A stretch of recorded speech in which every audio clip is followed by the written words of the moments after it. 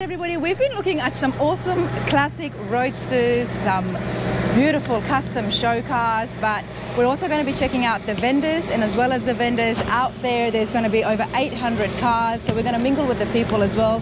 It's one of my favorite parts of the shows. Before we get things started, I'm here at Scott's Hot Rods and Customs. Justin's here with me as well. Justin, how's it going? How you guys doing? We're all good, man. This is absolutely insane. Now I have seeing the pictures of this truck on social media, and it looks even better in person. Yeah, this is actually a 65 C10 truck that we picked up. We bought the truck actually at the Rod Run up in Pigeon Forge about 3 years ago for about 11 grand.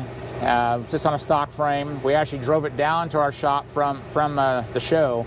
It was kind of funny because the guy I bought it from, he just bought it for about 5 minutes ago across the street for like 9 grand, he said. So it was like a flip and a flip. And we asked him to make it back to the shop. He goes, I'm not sure I can make it back to the shop. So Cameron, our marketing guy, when he was driving the truck back, the wheel bearings froze up on the spindle. Oh, wow. But we got it back at the shop, barely. It was funny. So the truck sat for about 2 years and change, probably longer than that because we're busy at the shop. So we actually had one of our older airbag display chassis for the C10 truck that we had in the shop for a few years, kind of just sitting in the back collecting dust. And I had a little small block that was out of our white Suburban, the little 303 stroker we took out. So I put an LSA in that Suburban, and then I had that sitting on an engine stand for the last 2 years. So I said, okay, hey, let's get this together. So we put the truck on the chassis, and then from there it's kind of escalated a little bit more than what I planned on doing, you know. But we didn't go like extreme, but we did go more than what we wanted to do. Does that make sense? It does make sense, and that often happens with builds. Now, yes. What you have described there is just exactly what happens at the car shows, isn't it? Yes. Somebody buys something, then they sell it, and then somebody else flips it. But the awesome thing is here is you're Justin Padfield, Scott's Hot Rods and Customs, big name. We've seen the shop. I'm going to put a link as well so you guys can tour the factory in the shop. We see some of the awesome builds that come out of it. So we know you've got a good eye Yes. for picking up something. Yes. And not only that, we know this has been done really well with some killer parts. Yes. Yeah. So I mean, three of the main things on it, we took it pretty much down to bare metal in the areas that needed attention on the truck. We fixed a few of the rot sections on it. Again, we did our Super Slam chassis on it. We did a custom firewall in the truck. It's got our hinges for the C10 trucks that bolt to the firewall that eliminate, you know, the factory hinges and spring with the gas shock on there. Holds the heavy hood up with no problem at all. We just did a Woodward master cylinder, kept it manual brakes, real simple and clean, but with the right puck size and the bore size and the putter ratio, it actually stops very, very good. It does have a 12-inch Woodward brake on the front with a 6-piston caliper on the front, and a 12-inch 4-piston on the back. These are Hot Rods by Boyd wheels out of California. We just did it's a 20 by 10 in the back, a 20 by 8.5 in the front. This all completely black, Cerakoted out the whole wheel. And then we had a little red pinstripe on the lip of the wheel. These are original moldings on the truck from '65, so we actually didn't do nothing to them at all. So they do have a couple little dings here and there, kind of like the wear and tear of the truck.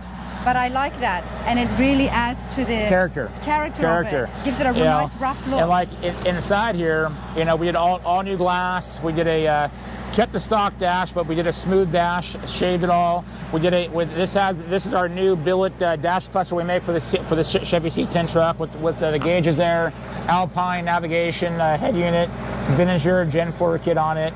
It has a low-car floor shifter, but we made the shifter arm and the actual shifter knob for it. This is actually a steering wheel from Spark Steering Wheels out of Texas. They make probably the best steering wheels in the country, in my opinion. I did it steering column. This was a factory seat from the C10 truck that I sent to Steve Holcomb, Pro Auditors in Knoxville. He actually took all the springs out, reshaped it, and did all foamed it, and it's all black leather, black carpet. We got kick panels in there. We paint the whole inside what we call a hot rod black paint. And if you actually pitch this seat and pitch it forward, there's a whole system behind that seat. You can see the whole thing. I'll let you do it. This right here. Oh, nice. So we did a little box back here. Like I said, all gel on audio equipment. You know, we have one 8-inch sub. Like I said, it hits hard. It sounds good. The clarity's good on it. Works good. And it's nice and tight. So, but the cool thing about this, we kept the stock gas filler right there. It's a dummy. Nothing there at all, but it's kind of adds character, okay?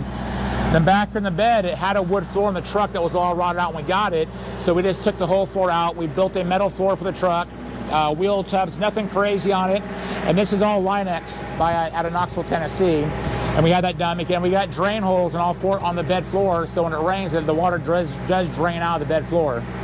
And our gas filter right back here, as you can see right there. And we're set up. We got tailgate hinges from Dan Carpenter Ford Trucks out of South Carolina. This is actually he sells them for F100s, but we just kind of did a tailgate delete, did a little hitch, little pin right there, so it kind of seals it all up. This is the factory tailgate, so you can see it does have the nice little dents and dings on the tailgate, which again adds character in my opinion. The truck does have power windows. I mean, it has all the creature features of a new vehicle. And the cool thing about it is that it lays on the ground and it gets 10-inch suspension travel and comes up in there. Well, let's see it in action. You want to start it too? I want to start it too, and let's raise it up. Why not? This is pretty cool, everybody. This is absolutely cool. Now, I have heard that this truck may be for sale, so we'll get the facts from Justin in just a minute. But it's pretty cool. This is exactly what people are looking for these days, to cruise into the local truck shows.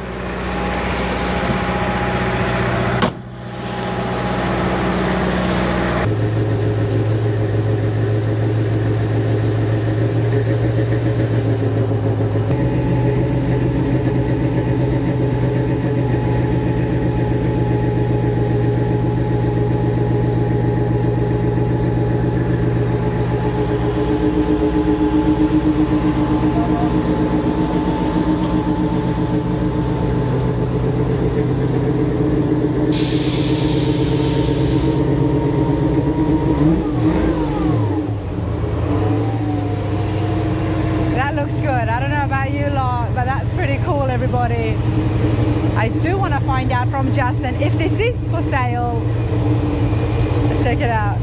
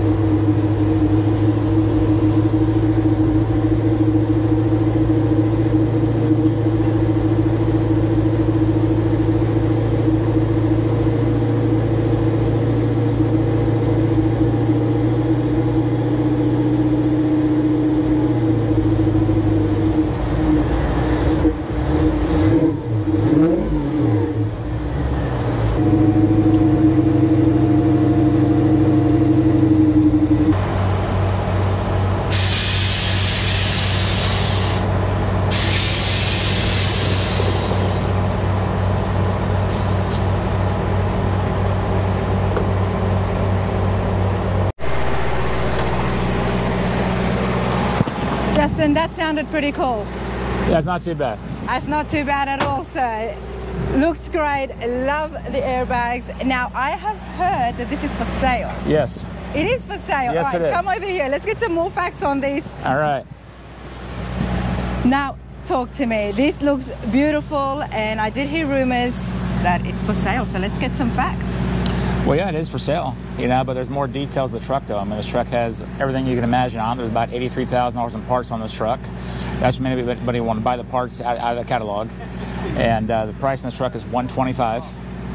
And it's a very, very fair price in a nice way, because you can't build this truck for $125 at any shop around the country with the parts that it has.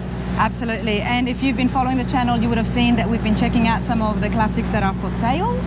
So I know that the prices of the C10 trucks is right up there. Yes. And that's because of the fact that they look this good, they are very popular, and like I said, to drive into the local truck show. Yes. It's pretty cool. Now, who do we contact? What happens if somebody's interested? They can contact Scott's Hot Rods at our website at scottshotrods.com. They can send us an email or Scott's Hot Rods on Instagram or Facebook, or call the main number, 865 area code 951 2081. There you go. Anybody out there? I mean, building takes a long time. I think we all know that. Yes, it does. So if you're looking for a truck, that looks pretty cool. Contact Scott's Hot Rods and Customs, everyone. It's pretty cool. Hey, Justin, thank you so much. Thank you. Appreciate it.